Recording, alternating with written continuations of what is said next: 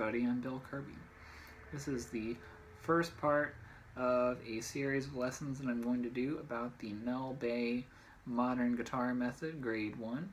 These are kind of going to be like recaps of things that I talk about in my lessons with people, just so people can reference or check them out. And I hope you enjoy it. It should be a lot of fun. Today we're going to talk about notes on the high E string, Eagle, and we're going to talk about quarter notes, half notes, and whole notes. So let's actually start off right there, quarter notes, half notes, and whole notes. The way that I like to describe these variety of rhythms to people is regarding money, because most people know about money. So let's start off with a whole note. To me, a whole note is worth $1, right? We're in the time signature of 4/4, and a whole note is worth $1 because you have one of them and it takes up the entire dollar, right? So if you have half notes, they're equal to 50 cents. You have two 50 cents. There used to be such a thing as 50-cent pieces, but you have two groups of 50 cents and they're equal, and they take up that amount of space in a dollar, right? Half of it. So that's equal to a half note.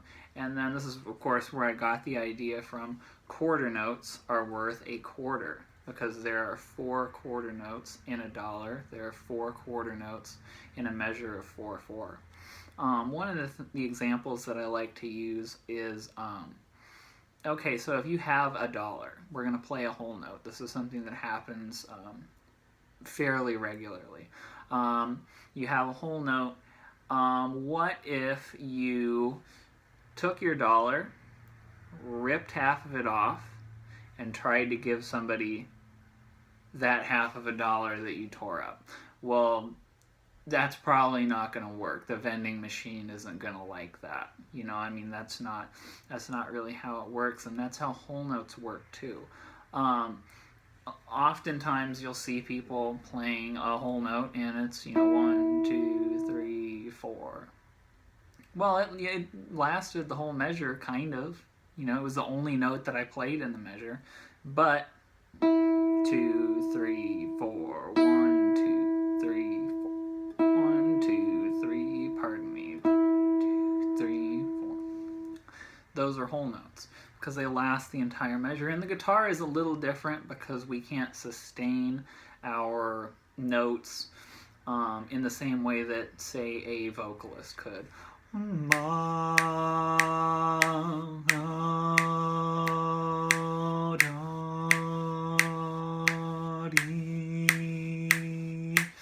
Those were also whole notes, and I could actually extend that. The guitar, we can't really do that, but it's still good practice to give your whole notes full value. So that's just an interesting concept that I've thought of to be able to describe those rhythms. So now we're going to talk about the notes in the first position on your high E string, your Eagle string.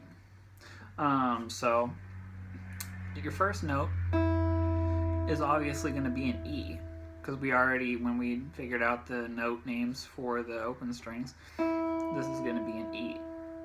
The next note that we're going to learn, we're going to use our index finger. We're going to put it on the first fret, and that's an F. So first fret is F.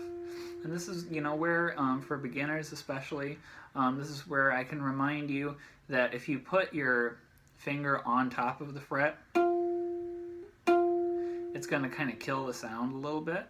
You want to be behind the fret just a little bit. For me, I find that the best spot to do this is, so I'm touching the fret, I can feel it with my finger. I'm not like over here. Sometimes you wind up getting a really kind of odd tone out of your guitar that way. Right behind it, I can touch the fret. I'm feeling. I can feel the fret there. So that's another good practice. And then we're going to do a G. That's the third fret of your E string. And that's your G, same business here. The only thing that I do that's a little tiny bit different for people is I have a tendency to play this G with my fourth finger, with my pinky finger. The reason being that you can get more distance, especially for beginners, you can get more distance in between your index to your pinky finger than you can from between what also makes sense and what we'll do in other positions, index finger to ring finger. There's just more distance in between here, and I like to point this out because this is something that I'm going to use specifically in other lessons. So let's just try a couple of rhythm exercises where we're going to play E, F, and G using different rhythms. So let's start off with whole notes, and I'll count it off. 1, 2, 3, 4. 1, 2, 3, 4. F, 2, 3, 4. G, 2, 3, 4. F, 2, 3, 4. E, 2, 3, 4. Remember how I didn't cut that E off? 1, 2, 3, 4. Don't want to rip your dollar in half and try to give it to somebody. So there you go. Next we'll try basically that same little exercise, but we'll use half notes. So there'll be 2 half notes per measure. And the same amount of, as in E is going to be 1 measure, F is going to be 1 measure, and G is going to be 1 measure. Here we go. 1, 2, 3, 4. 1, 2, 3, 4. 1, 2, 3, 4. 1, 2, 3, 4. 1, 2, 3, 4. 1, 2, 3, 4. Good. So the next thing that we're going to do that same exact exercise, but we're going to do it with quarter notes. 1, 2, 3, 4. 1, 2, 3, 4. 1, 2, 3, 4. 1, 2, 3, 4. 1, 2, 3, 4. 1, 2, 3, 4. Awesome, great. So now that we've kind of gotten hang of doing rhythms, page 8 in the Mel Bay book has 3 exercises on it.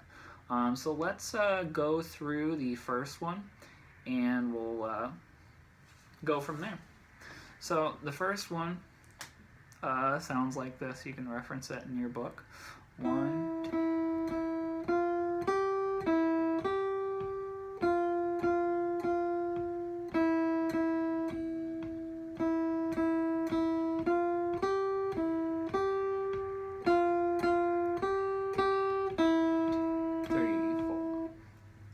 That's the first string etude in the Mel Bay book.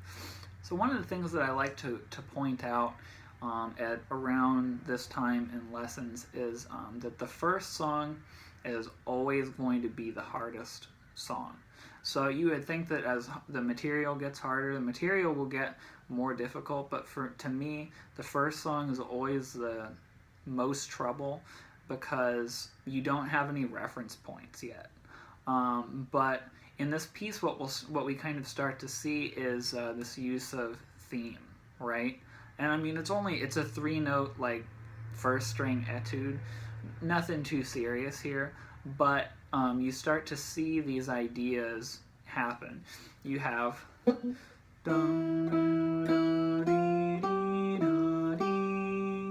then you have, that's your first 2 bars. Second 2, pretty easy. And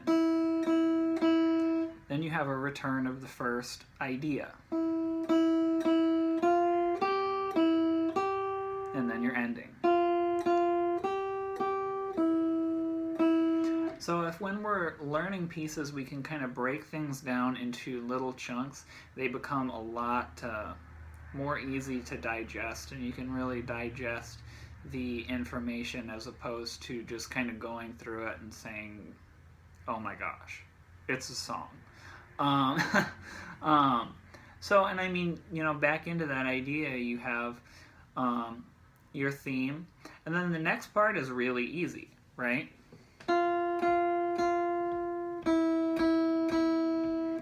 That's, basically 2 notes. So, I mean, that's not really too hard. Then you have a return, and you have the end phrase.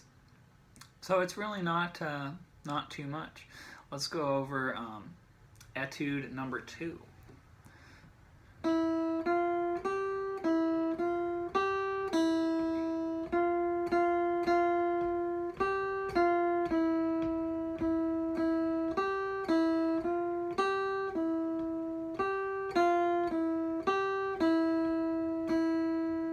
Great, so that's Etude number 2. One of the reasons that I like to kind of point out that the first song is the hardest, right? Because now we'll start to see reference points, right? And different things that we've played before, right? So if you look at the third measure in Etude number 2, you have,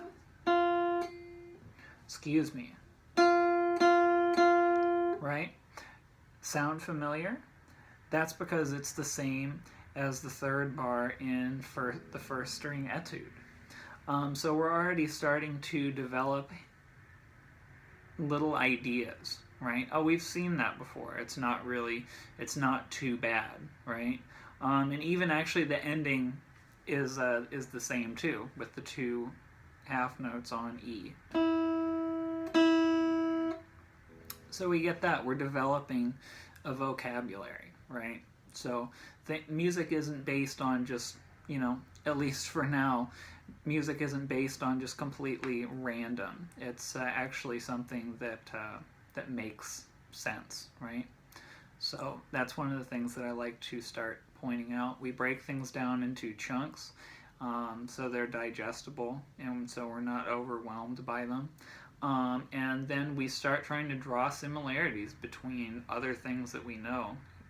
We've seen these things before, and it's interesting to point out that there are only 12 notes, right? So the English language has more notes or letters than the musical language. In music, we only have 12. So that's pretty neat. The next piece on the page, the last one on the page, pardon me, is the Mixmaster. This is an interesting example of, remember how we talked about a whole note being $1, right? And not cutting it off. Now we're also going to talk about rests, right?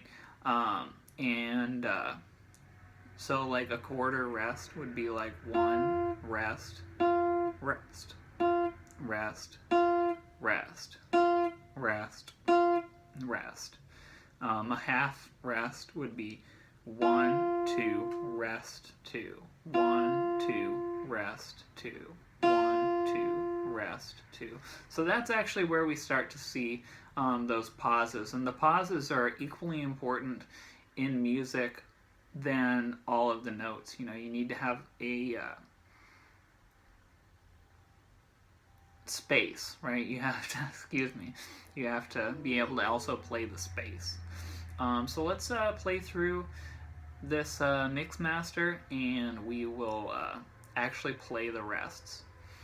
1, 2, 3, 4.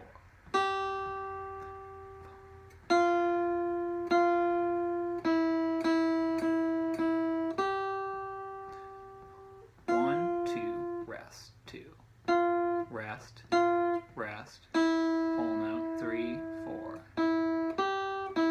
rest. So there it is. There's page 8 from Mel Bay's Modern Guitar Method. Next I'm going to do a kind of the advanced version of this page, and that's geared toward students that this lesson was geared toward people that haven't really played music before.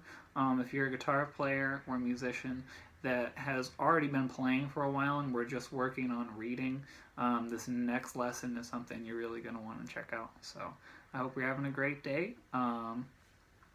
Like and subscribe. It would be great. Share it with your friends. That'd be better. And, well, mostly, thanks for watching. Have a good one.